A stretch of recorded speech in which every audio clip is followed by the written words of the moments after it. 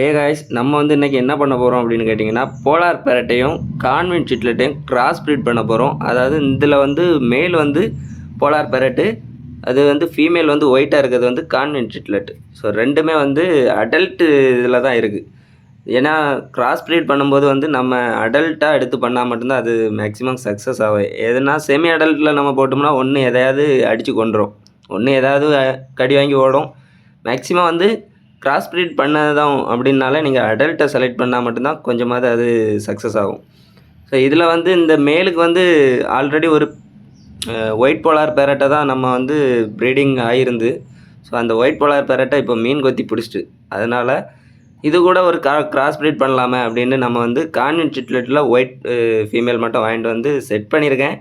So இது set பண்ணி கிட்டத்தட்ட 2 நாள் தான் இருக்கும். அதுக்குள்ளே ஓரளவு ப்ரீடிங் ஃபைட் இருந்துச்சு ஸ்டார்டிங்கில் இருந்து. இப்போ ரெண்டுமே ஓரளவு மேட்ச் ஆகிட்டு. ஸோ இப்போ அந்தளவுக்கு ஃபைட் இல்லை. இந்த ப்ரீடிங் சக்ஸஸ் ஆகுமா இல்லையாங்கிறது எனக்கு தெரியாது. ஸோ நான் ட்ரை பண்ணி பார்க்கேன். ஒரு வேளை எக்கு வச்சு அந்த எக்கெல்லாம் பொரிஞ்சிச்சின்னா கண்டிப்பாக நான் உங்களுக்கு ஷார்ட்ஸ் வீடியோவாக போடுறேன்.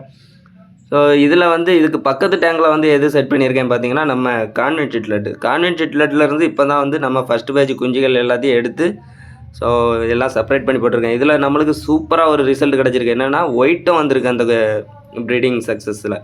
ஸோ இப்போ அவங்க 2ஆவது ப்ரீடிங்க்கும் ரெடியாகி அங்கே இடத்தெல்லாம் ஒதுக்கிட்டு இருக்காங்க. அந்த சைடில் பார்த்தீங்கன்னாலே தெரியும். அவங்க 2ஆவது ப்ரீடிங்க்கு எல்லாமே ரெடி ஆகிட்டு. ஃபீமேல் பார்த்தீங்கன்னா நல்லா ஆரஞ்சு கலர் கொடுத்துட்டு வயத்தில். ஸோ சீக்கிரம் அது எக்கு வைக்கணும்னு நினைக்கிறேன். அதுவும் இல்லாமல் மேல் நம்ம இன்றைக்கி டேங்கு க்ளீன் பண்ணும்போது கொஞ்சம் ப்ரீடிங் ஃபைட் ஆகிட்டு, அது வரைக்கும் ஒரு காலையிலேருந்து சாயந்தரம் வரைக்கும் தனியாக தான் தூக்கி போட்டேன். இப்போ தான் மறுபடியும் ரெண்டும் நல்லா ஒன்று சேர்ந்து நிற்கிது.